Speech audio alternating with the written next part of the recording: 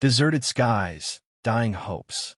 The twin suns of Aurelia, 9 hung high in a blistering sky, their brutal heat baking the cracked earth below.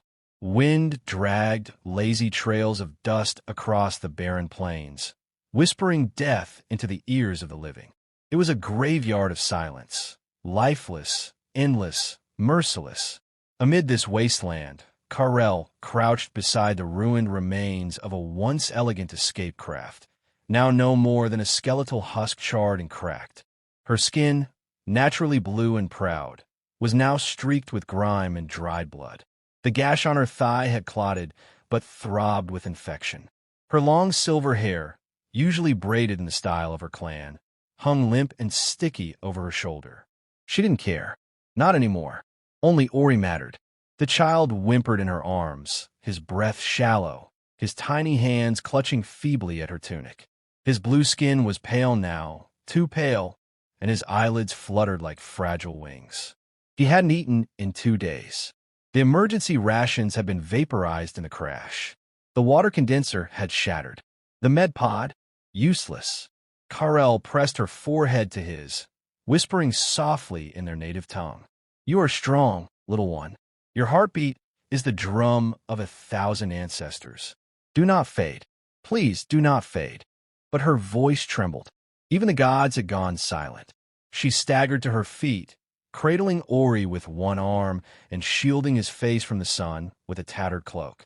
Scanning the horizon, she found nothing but red dust and shattered dreams. The emergency beacon she had activated blinked weakly beside the wreckage, its power cell nearly drained. No one was coming. The Zhar Dominion had made sure of that. They didn't just wipe out her people. They erased them, hunting survivors, burning archives. Silence was their victory. Karel had once been a warrior, a captain in the defense fleet of the Zhar Unity. She had commanded squadrons, stood tall before generals, made speeches that inspired rebellion across moons. But now, she was a mother alone on a dead world with her dying child. She sank to her knees in the sand, too weak to stand anymore. Ori didn't stir. A sob cracked through her ribs. She bit her lip to silence it, tasted blood. Her body shook with the weight of helplessness, of grief mounting like storm clouds in her chest. So this was how it would end. She gently lowered Ori onto a folded section of thermal blanket and curled beside him.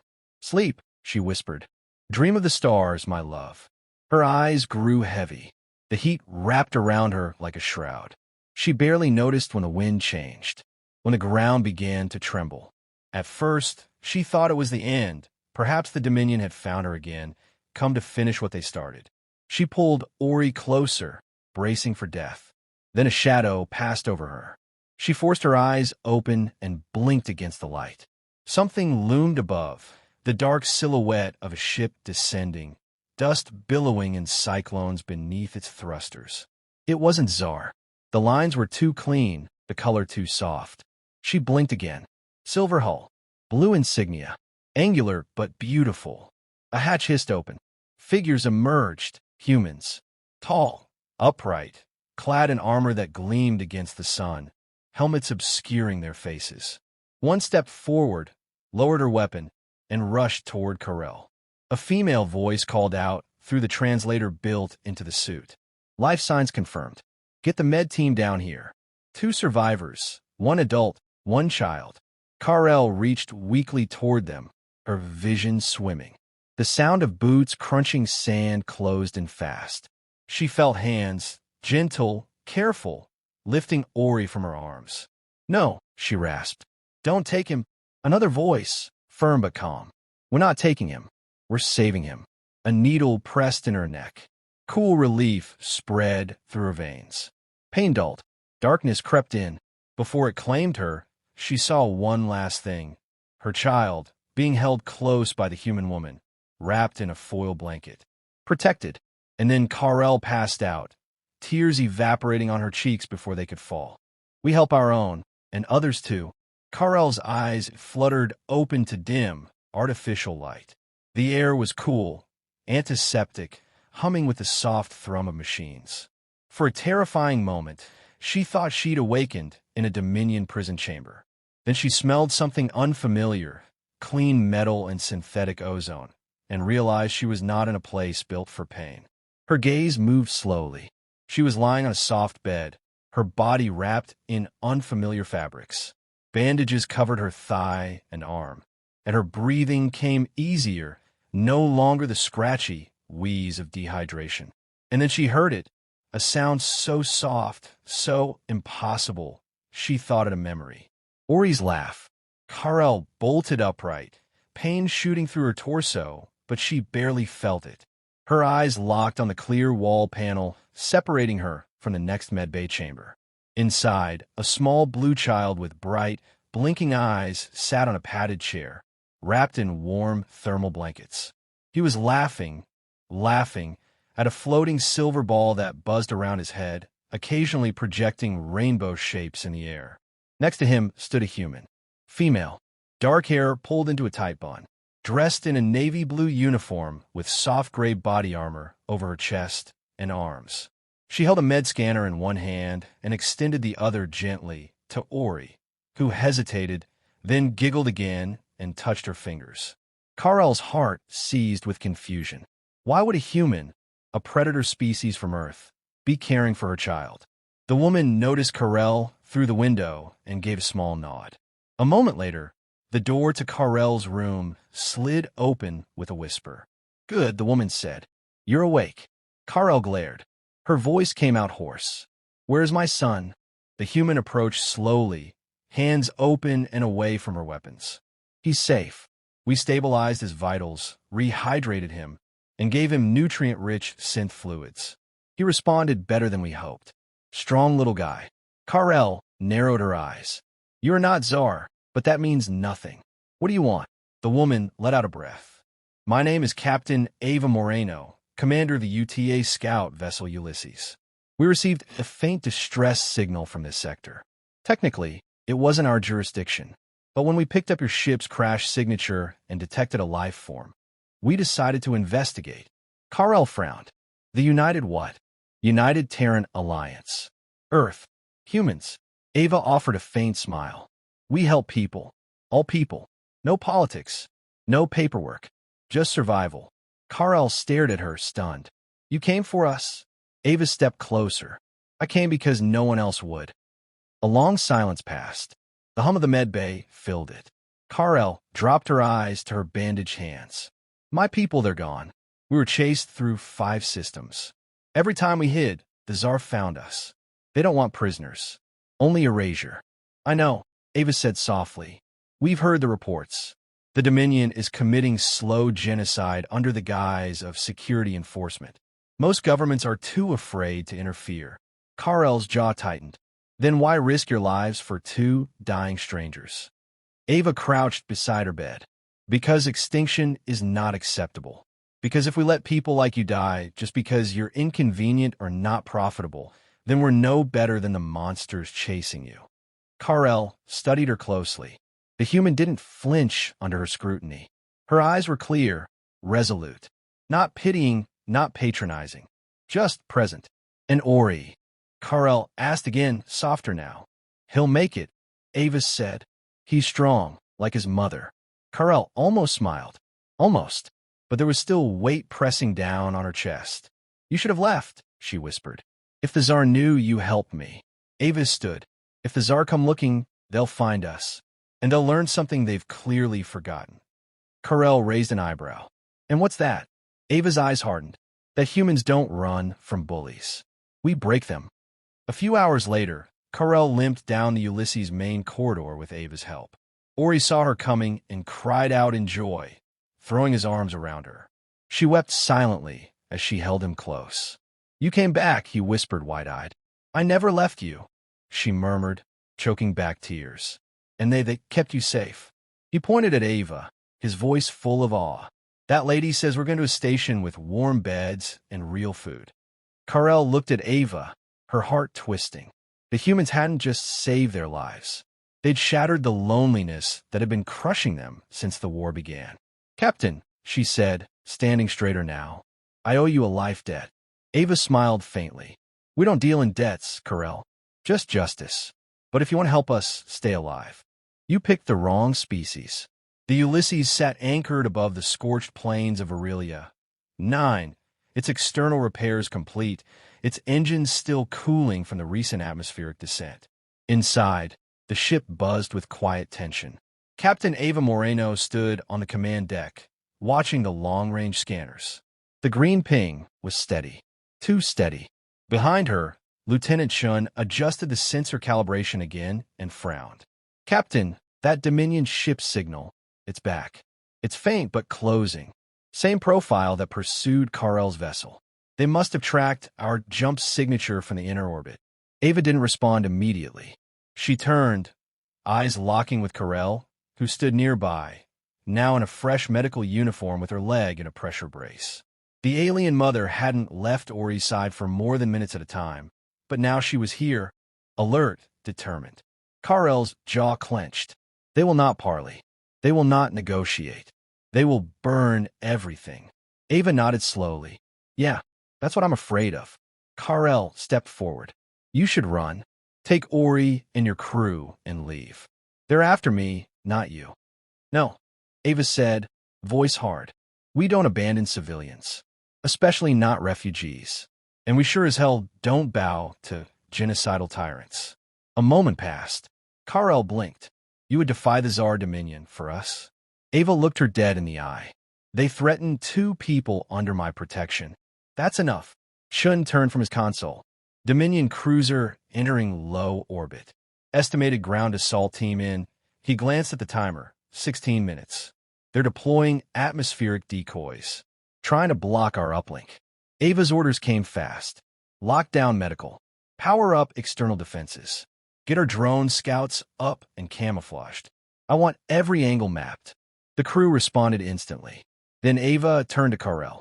You said you were a combat officer. Still remember how to fight. Karel gave her a cold smile. Better than I remember how to run. The Ulysses wasn't a warship.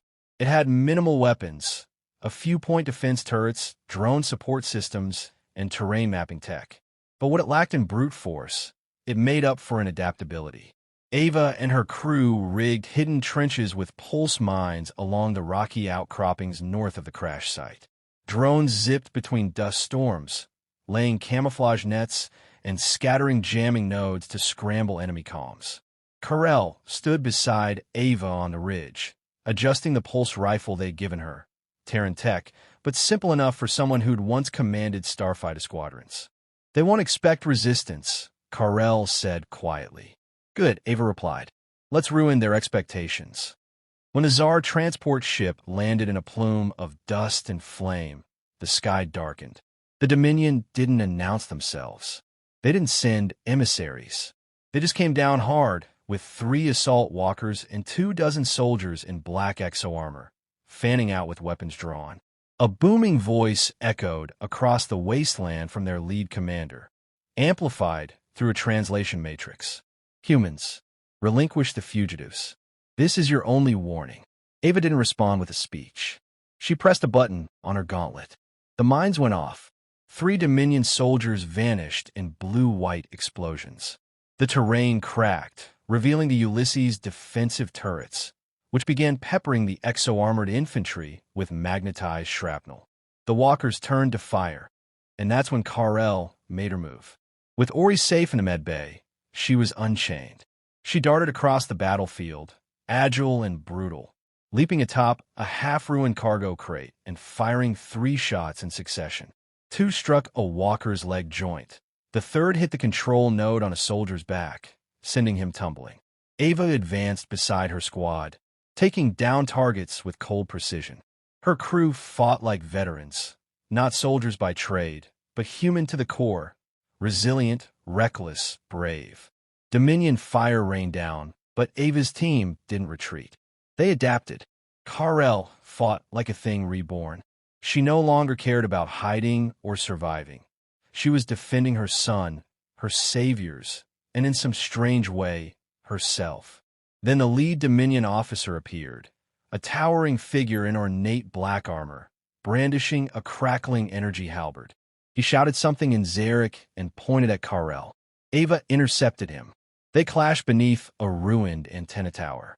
He was stronger, genetically enhanced, but Ava was faster, smarter. She baited his swings, drew him into a tight corner, and, when he overextended, drove a plasma blade into his side. He roared and collapsed, twitching. The remaining Zhar forces scattered. The Ulysses forward cannon powered up just once and fired a warning shot over their heads. That was enough. They fled. As night fell over Varelia 9, the wind finally began to cool. Kal-El stood over the battlefield, panting, her pulse rifle low. Ava approached, her face smeared with dust and dry blood. "Status?" Kal-El asked. "No losses," Ava said, then smiled. "Just very pissed off aliens in full retreat." Kal-El glanced at the stars above. "They'll be back. Let them," Ava replied, voice iron. "Earth's listening now. Humanity doesn't walk away." Stars blinked in the dark sky above Varelia 9, sharp and cold, untouched by the smoke that still curled from the scorched ground. The battlefield was quiet now. The Zhar Dominion troops had retreated, leaving behind shattered walkers and broken pride. Captain Ava Moreno stood outside the Ulysses, the ship's floodlights casting long shadows across the desert. She cradled a thermosteel mug of coffee she hadn't had time to drink. She didn't flinch when Kal-El approached. The alien mother had changed again. No longer the desperate refugee clinging to survival. No longer the hardened warrior lost in vengeance. Now she was something different, anchored, steady. A woman with something to fight for, not just against.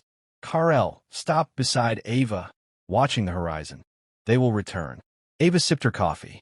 "Yeah, probably with more ships and worse intentions." "Then what happens?" Ava didn't answer immediately. She turned and looked at Kal-El. "That depends. We sent a distress beacon during the fight, coded priority message, the kind that gets flagged in command rooms across 3 systems.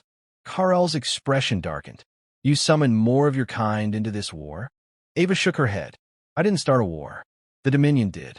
When they tried to erase you, they made a choice. When they fired on a Terran ship, they made another. We just answered." Kal-El looked back at the sky, voice quiet. "I never believed anyone would come for us. My people were scientists, artists, dreamers. We believed in diplomacy. We weren't built for war." Ava set her mug down. "Neither were we once. But the universe doesn't care what you were built for. It only cares what you choose to stand for." A chime echoed from her wrist console. She tapped it and listened. Then she smiled. A thunderous boom rolled across the sky. A moment later, the clouds broke open, pierced by the angular shape of a descending Terran strike frigate, the ISS Valiant. Kal-El's eyes widened as the warship settled above them, its silhouette vast and predatory, dwarfing the Ulysses like a lion beside a wolf. From orbit, 6 smaller support crafts streaked through the atmosphere, landing with precise coordination in a defensive perimeter around the site. Ava turned to Kal-El, arms crossed. "They're here." Kal-El's voice dropped to a whisper.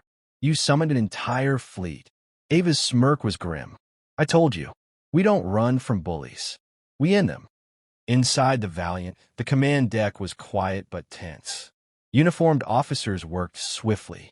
Holographic displays of Dominion fleet movements hovered above the central table. Kal-El stood with Ava at the edge of the tactical map. Ori sat nearby, on a soft bench, munching happily on real food for the first time in weeks, some kind of Terran bread that crumbled in his hands and left smears on his cheeks. He didn't care. He was warm, safe, alive. A Terran admiral, a silver-haired woman named Janice Rowe, stepped forward. "Our forward scouts report Dominion ships preparing another incursion. Not just patrols. A fleet, probably to reassert control over this sector." Ava folded her arms. "So they're doubling down?" Admiral Rowe nodded. They assumed no one would respond to a small refugee's distress call. They didn't expect that refugee to end up in Terran custody. She looked at Kal-El. "You just might be the spark that lights something bigger." Kal-El met her gaze. "I didn't ask for a war. You didn't start one," Ava said. "But you sure as hell showed us what we were ignoring." Kal-El hesitated, then turned to the Admiral. "And what now? You escort us to a safer planet? Send me into hiding again?" Ro glanced at Ava, then back at Karel. That's one option. But there's another, Ava added. Stay with us. Help us build a case. You're not the only survivor out there. We find them, protect them, give them voices. Karel looked down at Ori, then at her own hands. You want me to become a symbol? No, Ava said. We want you to be free. Whatever that means to you. Karel stepped forward slowly, her voice steady. Then I will not hide. Not anymore. 2 days later, the Ulysses departed Varelia, 9 with Karel and Ori aboard. Not as fugitives, but as honored passengers. In a private chamber, Karel stood beside her son, watching the stars blur past in the jump corridor. Ori leaned against her, sleepy-eyed. Are we going home now? Karel held him tighter. No, little one. Home doesn't exist anymore. He looked up at her, puzzled. Then where are we going? She smiled softly. To somewhere we can begin again. Somewhere we're not alone. A chime echoed through the ship's speaker system.